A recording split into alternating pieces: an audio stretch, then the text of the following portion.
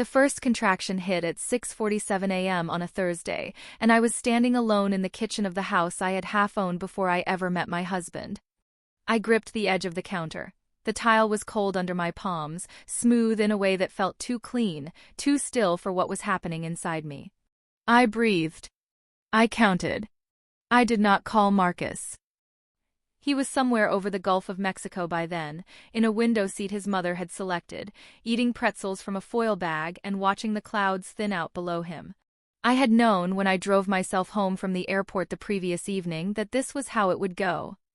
I had known it the way you know a storm is coming, not because the sky has changed color yet, but because the air pressure drops and your ears register it before your eyes do.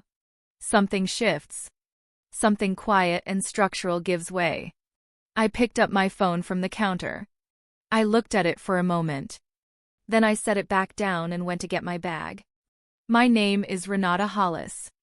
I was 34 years old when this happened, a licensed occupational therapist working out of a practice in Delwood, Ohio, a suburb that sits close enough to Columbus to borrow its skyline on clear days but far enough to have its own particular quiet. Wide lots, old sidewalks, the kind of neighborhood where people still mow their own lawns. I had bought my house on Ferris Court 8 years before I married Marcus. It was a 3-bedroom Craftsman on a corner lot, and the down payment had come from 12 years of careful saving that began the summer I turned 22 and got my first real job. The house cost $634,500 when I closed on it, and I knew every wall of it the way you know a place you have repaired with your own hands. The soft spot on the third porch step, the kitchen window that only opened all the way if you tilted it left first. Marcus Hollis and I had been married for 4 years when our daughter was born. He was a regional sales manager for a medical supply company, good-looking in an easy, uncomplicated way, and when things between us were working, they worked simply and warmly. He was not a cruel man by nature. That is something I want to say clearly, and I want to say it early because cruelty was not his instinct. His family was the instinct. His family was the whole weather system. Diane and Robert Hollis had raised their son to believe that their preferences constituted facts. They were not loud about this. They never shouted. They deployed warmth like a document, official, pre-signed, non-negotiable. When they arrived for visits, they brought wine and complimented my kitchen and called me sweetheart, and somewhere inside every compliment was the faint structural assumption that nothing I had done before Marcus was quite fully real yet. The trip had been planned in September, before we knew the due date would fall the second week of November. That was what Marcus said, and it was technically true. But the due date had been confirmed since July, and the tickets had been purchased in October, after the confirmation. I had read the booking confirmation email myself because it came to the shared account. I had not said anything then. I told myself I was waiting to see if he would bring it up first. He did not bring it up first. What I had contributed to our life together was not something I tallied in lists or dates, but it was present in every room of that house if you knew how to read a room. I had carried the pregnancy through a first trimester that had been genuinely difficult, the kind of difficult that means crackers on the nightstand and canceled work days and learning to move through your own body like it belongs temporarily to someone else. Marcus had been attentive in that period. He had brought crackers. He had asked how I was feeling. I do not want to erase that. But the attending to had thinned as the pregnancy progressed and the novelty of it settled into routine, and by the third trimester I was managing most of the preparation alone. I had painted the nursery, a soft warm white with one accent wall in a dusty sage green that I had chosen from 47 sample chips over 2 weeks. I had assembled the furniture. I had attended every prenatal appointment either alone or with my friend Claudette, who drove 40 minutes from Westerville each time and sat in the waiting room reading the same 3 magazines in rotation without complaint. Marcus had attended 2 appointments. He had been traveling for the other 9. The house itself, the asset, the structure, the property that had been mine before he ever moved his boxes through the front door, had appreciated since I bought it, and the equity in it was mine by original investment, though our marriage had made the legal picture more layered. I had not thought about that layering in any calculating way during the marriage. I thought about it only later, in the weeks after the airport, when I had time to sit quietly with a cup of tea going cold beside me, and think about what was mine and what had simply been shared by assumption. There had also been the matter of the joint account. I discovered 3 days after he left that Marcus had withdrawn $11,840 from it in the 2 weeks prior to the trip. When I asked him about it later, he said it was for travel expenses, for spending money, for what his mother called not wanting to feel constrained on vacation. I had looked at the number on my phone screen for a long time before I put the phone face down on the table. Underneath all of this was my father's crib. My father had built it in his garage the summer before he died.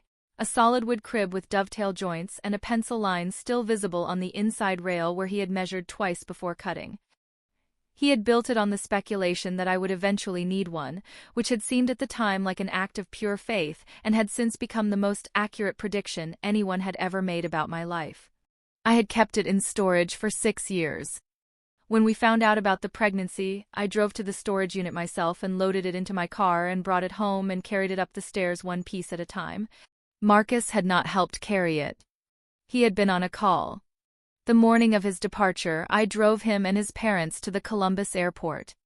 I want to be precise about that. I drove them. 8 months and 3 weeks pregnant, I drove Marcus and Diane and Robert to the airport at 5:30 in the morning because Diane had said it would be so much easier than 2 separate cars, and Marcus had agreed before asking me. In the drop-off lane, Robert retrieved the luggage from the trunk while Diane straightened her jacket and checked her phone. Marcus kissed me on the cheek. It was a habitual kiss, the kind with no real aim. "You'll be fine," he said. "It's probably still a few days away." "The doctor said any time this week," I told him. "Well, if something happens, just call a taxi to Mercy Ridge. Or Claudette." He smiled. "The tickets are non-refundable." I looked at him. "I know," I said. Diane came around the side of the car then. She touched my arm in the particular way she had, fingertips only, brief, like a period at the end of a sentence that was already finished. "You're going to do beautifully," she said. "Women have been doing this alone for centuries." "Diane," I said quietly, "I'm not doing this alone by circumstance. I'm doing it alone by choice, Marcus's choice." She pulled her hand back. Something moved through her expression, smooth and practiced. "I hope you're not going to make this difficult," she said. "We've been planning this trip since September." "I know when it was planned," I said. Robert had closed the trunk. He appeared at Diane's shoulder. "Everything good?" he asked, looking at Marcus, not at me. "We're fine," Marcus said. Diane patted her bag strap. "We should go in." "Security lines." She looked at me with the warm, specific expression that meant the conversation was over. "Try not to be ungrateful, sweetheart.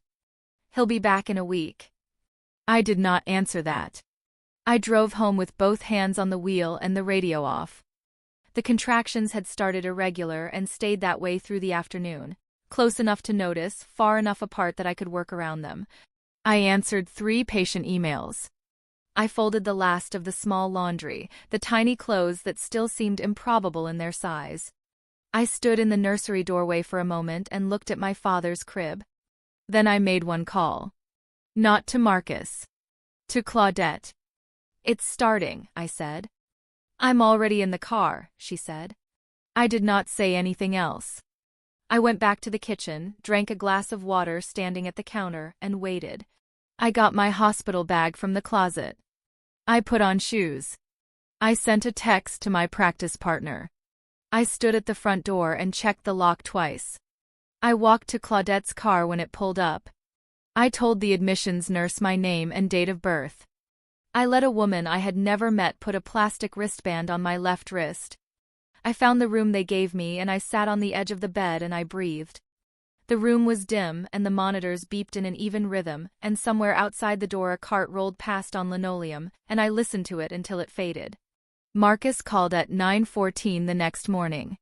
I had been awake for most of the night. Our daughter, whom I had already decided to name Clara after my grandmother, was 4 hours old. She was asleep against my arm, her face folded into a serious expression I recognized immediately as her own. I answered. "Renata." His voice was tight. "Claudette texted me. Why didn't you call me?" "There wasn't time," I said. "There wasn't. It's been almost 12 hours. You had the baby? She's here. She is. And you didn't, Renata, I should have been there. Yes, I said. You should have. A pause. A long one. I'm going to get the next flight out. I'm looking right now. That's up to you, I said. What does that mean? Of course I'm coming home. She's my daughter. She is, I said. Marcus, I need to tell you something. What? What's going on? Are you okay? Is Clara okay? We're both fine, I said. But while you were gone, I made an appointment with a family law attorney. I've already filed for the separation. The silence on the other end was different from the other silences in this story. It had a texture to it, something hollow and pressurized at once. You what? Renata, you just had a baby. I know when I had my baby, I said. I was there. You can't do this right now. You're emotional. You're exhausted. Something settled in my chest, not anger, not bitterness, something older and more load-bearing than either of those. I'm not emotional, I said. I'm clear. Renata. You withdrew $11,840 from the joint account before you left. You left one day before my due date because the tickets were non-refundable. And your mother told me not to be ungrateful. I paused. I've been thinking about those 3 things for a week. My mother didn't mean. I know what she meant, I said. Another pause. So what, this is it? You made this decision alone. The way you made yours alone, I said. Yes. He came home that afternoon. I had asked Claudette to be there, and she was, sitting at the kitchen table with a cup of tea when he walked in. He looked at Clara for a long time. He did not say the things I had expected him to say, the justifications and the percentages of blame distributed across the available parties. He just looked at her. Then he reached into his jacket pocket and took out his phone. He opened the banking app slowly, like he already knew what was in it. He turned the screen toward me. The joint account balance. The withdrawals still sitting there in the transaction history like a fact that had not apologized for itself. I can transfer it back today, he said. I looked at the screen. I did not touch the phone. That's not the point, I said quietly. I know, he said. And I believed him when he said it. Something in my chest went quiet at that, the way a room goes quiet after a door finally closes. He did know. He had known at the airport. He had known on the plane. He had known somewhere in himself the whole time, and knowing had not been enough to change what he did. I had prepared 3 things to say at that moment, and I had rehearsed none of them. They were simply the true things, arranged in the order they needed to be said. You handed your mother's comfort more weight than my safety, I said. Not once, every time there was a choice. I looked at Clara asleep in her carrier on the kitchen table. She'll grow up knowing what her father chose, I said. And what her mother did with that information. I set my hand flat on the kitchen table. I'm going to be fine, I said. That part 1 was right about. He left an hour later. Not to Cancun. Just out. That was 14 months ago. Clara takes her first steps the same way she sleeps, with the extremely serious expression that is entirely her own and entirely my grandmother's. She is walking now along the furniture, one hand trailing the edge of the couch, then the coffee table, then the side of my father's crib, which I moved into the living room when she outgrew sleeping in it so that it could be something she touches every day. The house on Ferris Court is mine outright again, as of 63 days ago. The settlement was quiet and civil and took most of a year. My attorney had been methodical and unhurried, and the original deed had said what it said, and the equity records had said what they said, and eventually everything settled back into its accurate shape. Marcus has called twice since the paperwork was final. Not to dispute anything, those calls to his credit were about Clara. He is figuring out, slowly, what kind of father he wants to be, and that is his work to do, not mine to manage. Diane called once. She left a voicemail. I listened to it once, standing at the kitchen window, and then I did not call back. There was nothing in it that required an answer, only a request for one, and those 2 things are not the same. I run 3 mornings a week now, early, before Clara wakes. I come back and stand on the porch and drink my coffee in the cold and look at the third step, which still has its soft spot, which I will fix eventually but have not needed to fix yet. Some things are yours before anyone else arrives. The work is just learning to act like it. My father's crib stands in the corner of the living room, the pencil lines still visible on the inside rail. Clara puts her hand on it every morning when she wakes up, and so do I. If you know someone who needed to hear that what was built before they arrived is still yours, share this. You never know who's sitting with that question right now.